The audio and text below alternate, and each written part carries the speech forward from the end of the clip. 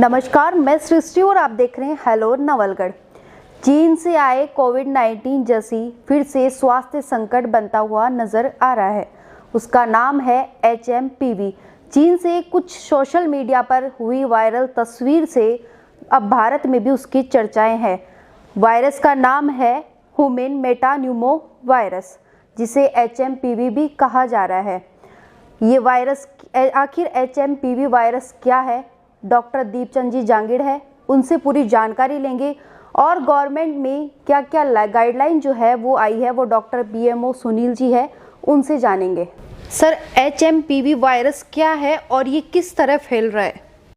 HMPV virus कोई नया virus नहीं है, ये पहले से इन्वायरमेंट में है, प्रेजेंट है। ये अभी जो चाइना में जो केसेस हैं या अपने यहाँ पे जो डिटेक्ट हुए हैं वो केवल हो सकता है इसका प्रोबेबली कोई म्यूटेंट वेरिएंट हो।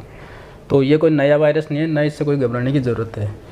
ये एज ए कोविड वायरस या नॉर्मल जो और वायरस इस विंटर में जो होते हैं, इसके इन्फ्लुएंजा के हैं, एक रेस्पिरेटरी सिंसिएंस वायरस होता है, मेटा वायरस होता है, ये बहुत सारे वायरस हैं जो उसी के हिसाब से ये वायरस है। इसमें इतना पैनिक होने की और ये ज़रूरत नहीं है। जो रूटीन में फैलते हैं वो छींकने से, खांसने से, एक दूसरे कॉन्टेक्ट में आने से ड्रॉपलेट इन्फेक्शन है और कुछ नहीं। और ये वायरस किन लोगों में सर अधिक फैल रहा है अभी?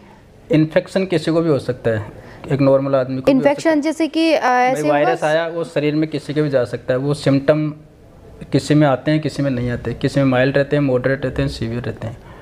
तो इन्फेक्शन का कोई इन्फेक्शन सबको हो सकता है, इन्फेक्ट कर सकता है। जो 5 साल से छोटे बच्चे हैं, जो 65 साल से ऊपर के बुजुर्ग हैं, या फिर जो इम्यूनो कॉम्प्रोमाइज स्टेट में, जो जिनको कोई लंबी बीमारी चल रही हो, कोई अस्थमा की है या कोई किसी को रीनल डिजीज़ है, किडनी डिजीज़ है, उनमें ये ज़्यादा इफ़ेक्ट करता है। सिम्टम इसके जैसे कोविड में थे, सेम वही सिम्टम है। इसमें कुछ रेड फ्लैग साइंस होते हैं। नॉर्मल सर्दी जुकाम बुखार तो अपन डिफ्रेंशिएट नहीं कर सकते कि ये वायरस है कि कॉमन कोल्ड है या कोई दूसरा वायरस है। कुछ रेड फ्लैग साइंस हैं, बच्चों में हैं, बड़ों में हैं। जैसे सांस लेने में दिक्कत हो, रिफ्यूजल टू फीड हो, बच्चा है वो बिल्कुल दूध नहीं पी रहा हो, बहुत ज़्यादा एक्सट्रीम इरिटेबिलिटी हो, क्योंकि बच्चा रोया जा रहा है, बच्चा नीला पड़ रहा है, हाथ पैर नीले हो रखे हैं, दूसरा उसकी पसलियाँ तेज़ चल रही हों, ये कुछ सिम्टम हैं, तब अपन को इमिडिएटली कॉन्टैक्ट करना ही है। नॉर्मल नाक बह रहा है, छींक आ रही है, खांसी आ रही है, ये इसमें कोई ज़्यादा इतना पैनिक होने की ज़रूरत नहीं है। तो जैसे कि अभी जैसे वायरल तस्वीर हुई सोशल मीडिया पर, तो लोगों में ये दहशत फैल गई है कि कहीं कोरोना जैसा फिर से HMPV वायरस तो नहीं है। देखो, जो नॉर्मल वायरस है उसकी जो फैलने की स्पीड है वो कम होती है। सर, ये फेल कैसे रहा है? ये म्यूटेंट वायरस रहता है, तो ये मतलब ये तो जब कोई भी चीज़ म्यूटेंट हो गई तो वो थोड़ा सा उसकी जो विरुलेंस है वो भी बढ़ जाती है और फैलने की स्पीड है वो ज़्यादा हो रही है। इसी की वजह से हो रहा है। जहाँ पे एक साथ आउटब्रेक होता है वहाँ थोड़ा सा पैनिक हो ही जाता है। बाकी ऐसे नहीं है कि ये कोई बहुत ज़्यादा सीरियस है या कुछ और है। जो नॉर्मल वायरस की तरह है वैसे ही है ये। तो सर, इसकी कोई वैक्सीन? ना तो इसकी कोई वैक्सीन है, ना इसकी कोई अभी एंटीवायरल ड्रग अभी वो हुई है। इसमें सिम्टोमेटिक बेसिस पे ही रहता है कि फीवर आई तो फीवर का अपन को देना है।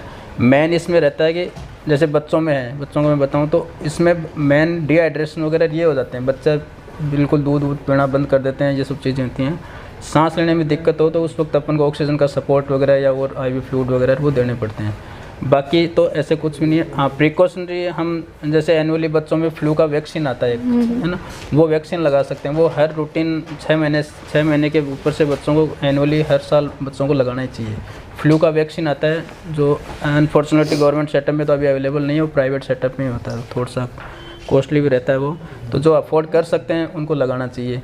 बाकी ना कोई वैक्सीन उसकी पर्टिकुलर इस वायरस के लिए ना कोई वैक्सीन है और ना कुछ और है। तो सर, अभी जैसे भारत में भी इसकी चर्चाएं हैं, तो जैसे कोरोना में मास्क पहन के रहते थे, तो अभी क्या क्या बचाव करें? बचाव वही है जो ऑलरेडी जो आम पब्लिक को पता है।